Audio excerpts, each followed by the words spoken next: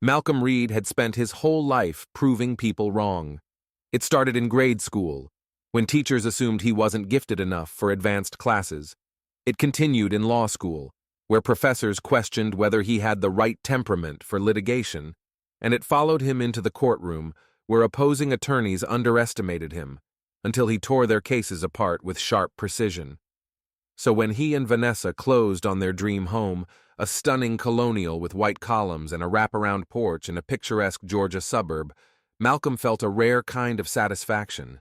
They had worked for this, earned this.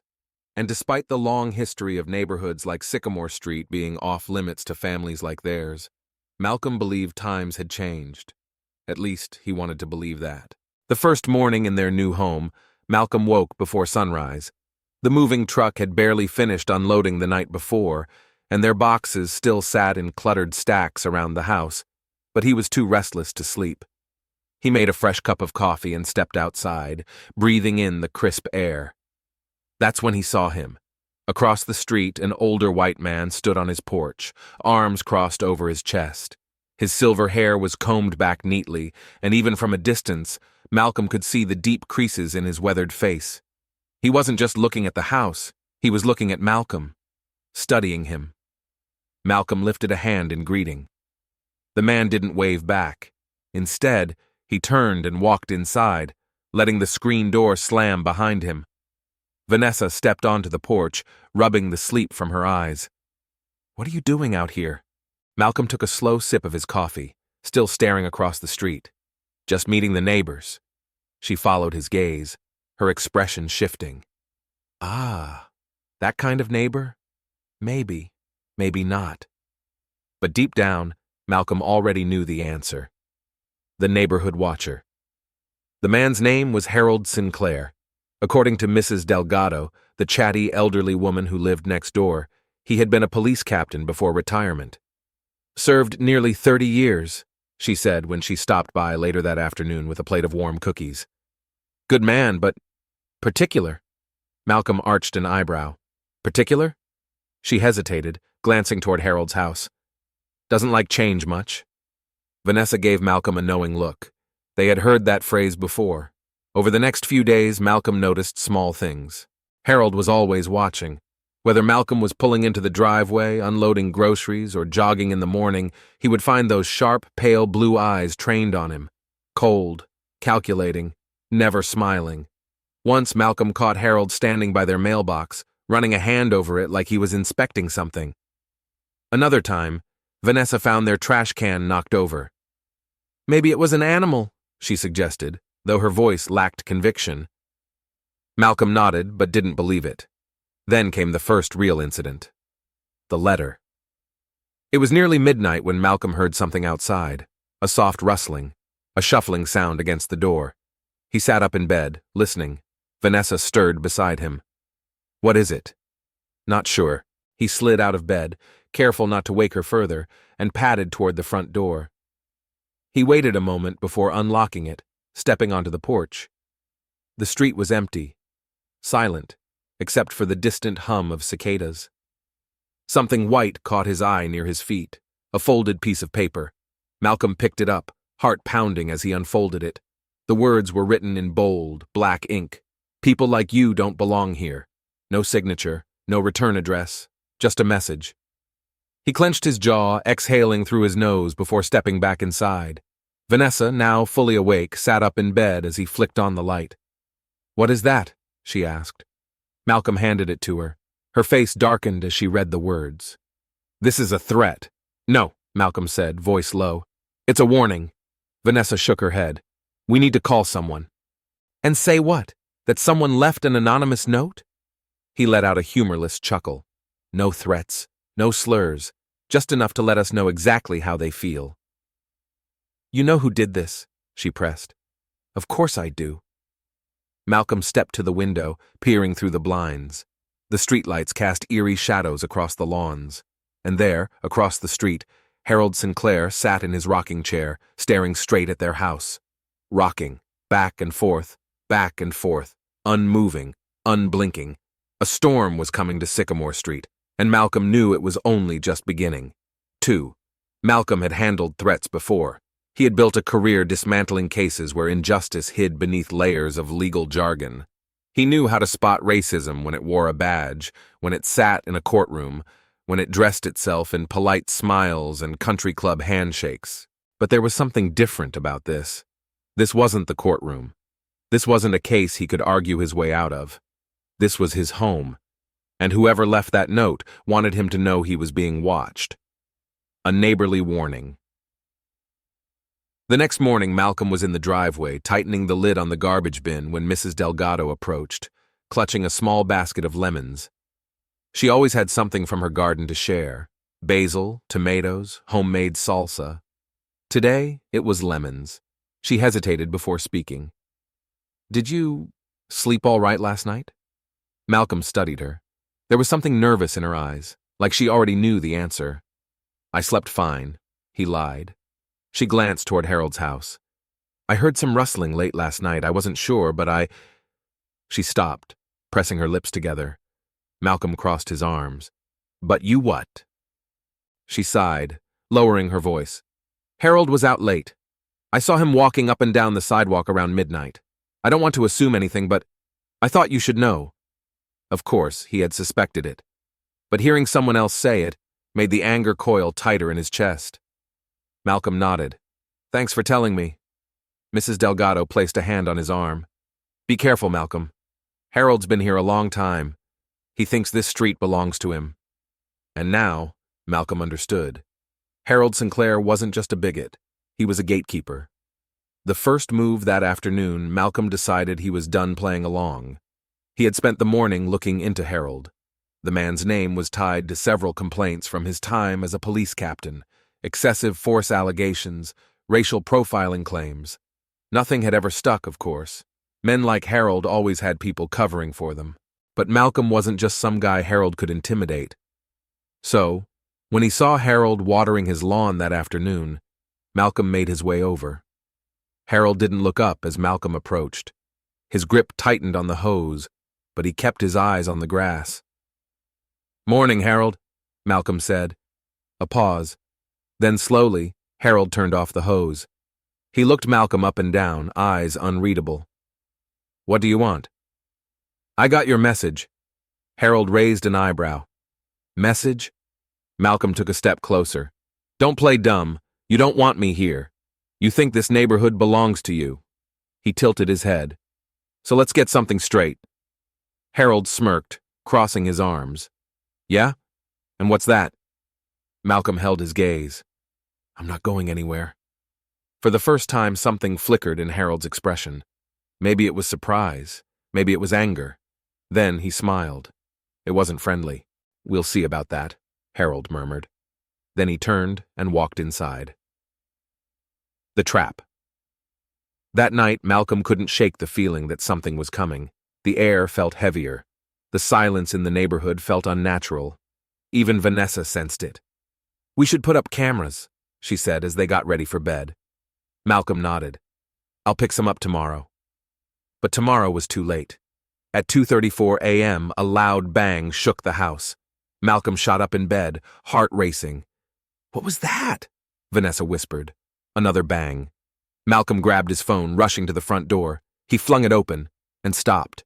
His car, his sleek black BMW.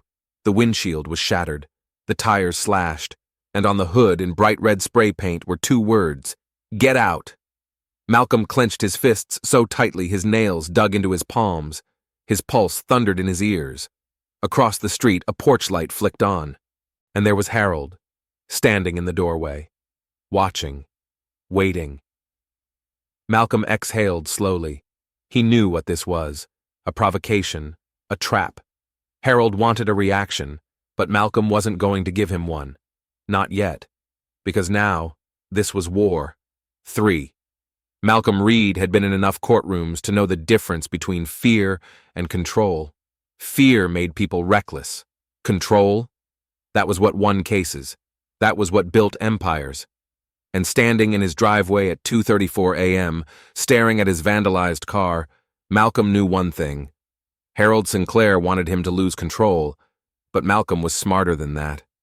He turned to Vanessa, who stood just behind him, arms wrapped tightly around herself. Her breath was shaky, her eyes flickering between the shattered windshield and the spray-painted warning. "I'm calling the police," she whispered. Malcolm let out a slow breath, his anger burning low and hot. He knew how this would go. The police would come, take a report, and leave. Maybe they'd ask Harold a few questions, but they wouldn't push. Not for him. Still, he nodded. Do it. A familiar game. The officer arrived 20 minutes later. He was young, maybe early 30s, with a buzz cut and sharp blue eyes. His badge read, Officer Whitman. Malcolm had dealt with enough officers in his career to read them quickly, and from the moment Whitman stepped out of the patrol car, Malcolm could see it in his stance, casual, unconcerned. This wasn't going to go anywhere. "So," Whitman said, scratching his head as he looked over the damage, "you're sure this wasn't just some kids messing around?" Malcolm exhaled sharply through his nose. "Kids don't usually carry spray paint and a knife?" Whitman shrugged. "You'd be surprised." Vanessa stepped forward, crossing her arms. "Someone came onto our property in the middle of the night, destroyed our car, and left a threatening message. That's not kids messing around." Whitman sighed. "Do you have any cameras?" "No," Malcolm admitted. Whitman clicked his tongue. "Well, without footage, there's not much we can do. No real evidence of who did this." Malcolm didn't even glance across the street, but he could feel Harold's eyes on him, watching, smirking. "What about our neighbor?" Vanessa said, voice sharp. "Harold Sinclair. He was standing outside watching us when it happened." Whitman glanced at Harold's house, then shook his head. "That's not a crime, ma'am." Malcolm clenched his jaw. "So that's it?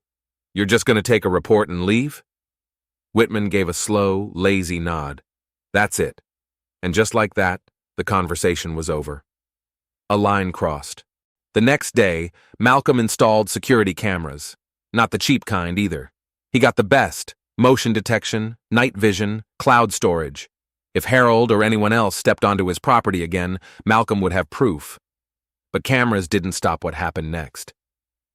The following afternoon, Malcolm was in his home office, reviewing a case file, when Vanessa screamed. His body moved before his brain caught up. He sprinted toward the sound, heart slamming against his ribs. Vanessa stood in the backyard, her hands covering her mouth, and there, nailed to the fence, was a dead squirrel. Its small body was stiff, blood dripping down the wooden panels. The nails had been driven through its paws, pinning it like some grotesque crucifixion. Vanessa turned away, gagging. Malcolm's hands curled into fists. That was it. He was done playing defense. Confrontation. That evening, Malcolm walked across the street. Harold was on his porch, rocking slowly in his chair. "You've been busy," Malcolm said. His voice was calm, controlled. Harold smirked. "Don't know what you're talking about." Malcolm stepped closer. "Let's cut the bullshit. I know it was you, the car, the note, the squirrel." He tilted his head. "And I know why you're doing it." Harold chuckled, shaking his head. "You think you know me, boy?" Malcolm's nostrils flared, but he kept his voice level. "I know your type. You've spent your whole life making sure people like me stay in their place. But here's the thing, Harold." He leaned in, lowering his voice to a razor-sharp whisper. "You have no idea who you're messing with." Harold's smile faded just a fraction. Then he stood, stepping forward until he was close enough that Malcolm could smell the whiskey on his breath. "You think you scare me?" Harold muttered. His voice was low, a quiet snarl. "You think a fancy degree and some big words make you untouchable?" He leaned in, so close their noses nearly touched. "You don't belong here." Something inside Malcolm snapped. His fist shot forward, fast, instinctive, unstoppable. It connected with Harold's jaw, sending the old man stumbling backward onto his porch. For a moment, silence hung in the air. Then Harold touched his split lip, looking at the blood on his fingers. His eyes burned with something dark and dangerous. Malcolm exhaled slowly, shaking out his hand. "Stay away from my family." Then he turned and walked back across the street. The breaking point. That night, Malcolm didn't sleep. He sat in the living room, staring at the front door, waiting for the inevitable retaliation. And when the first brick crashed through the window at 3:17 a.m., he didn't even flinch. He just smiled. Because now, Harold had made a mistake. Now, Malcolm had everything he needed to end this once and for all. 4. The reckoning Malcolm didn't move, didn't flinch. The brick lay in the center of the living room, glass shards scattered across the hardwood floor like tiny, jagged landmines. Vanessa clutched a blanket around her shoulders, eyes wide with fear and fury. "This has to end," she whispered. "It will," Malcolm said, his voice steady. "Tonight."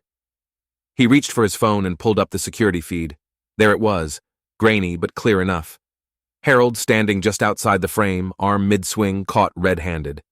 Malcolm exhaled, forcing down the satisfaction curling in his chest. No more warnings, no more games. Vanessa watched him. "What are you going to do?" Malcolm tightened his grip on the phone. "Win." The last play. By sunrise, Malcolm had everything in motion. He started with the police. The same Officer Whitman who had dismissed them before didn't look so smug when Malcolm presented the footage. "That enough evidence for you?" Malcolm asked, his voice edged with steel. Whitman's mouth tightened as he watched the screen. Harold's face was unmistakable, even in the dim glow of the streetlights. The officer sighed, rubbing a hand over his jaw. "This is serious." "No kidding," Malcolm said. "I expect an arrest." Whitman hesitated. "We'll investigate." Malcolm leaned in, his voice sharp. "If you don't, I'll make sure the world knows exactly how your department protects men like him." Whitman didn't respond. But 2 hours later, a second patrol car rolled onto Sycamore Street. By noon, the footage was everywhere. Malcolm had sent it to every local news station, every social media account he could reach. The headline spread fast. "Retired police captain caught in racial harassment scandal." Neighbors whispered.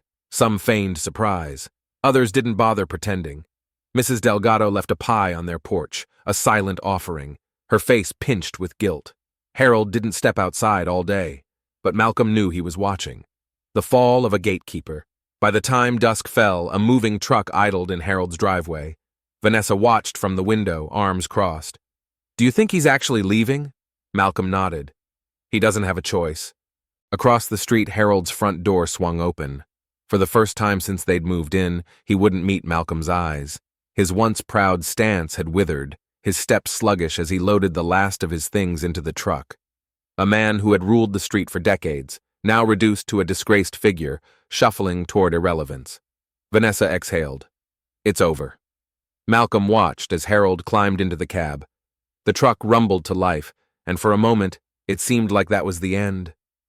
But then, Harold looked up, just for a second, just long enough to meet Malcolm's gaze, and Malcolm saw it. Not just anger, not just defeat, fear. Because for the first time in his life, Harold Sinclair had no power, no control, and Malcolm had taken it from him the way men like Harold had done to others for generations, by being smarter, stronger, and refusing to back down. The truck pulled away, disappearing down the street, and Malcolm smiled. Because he hadn't just won, he had proved Harold wrong, and that was justice.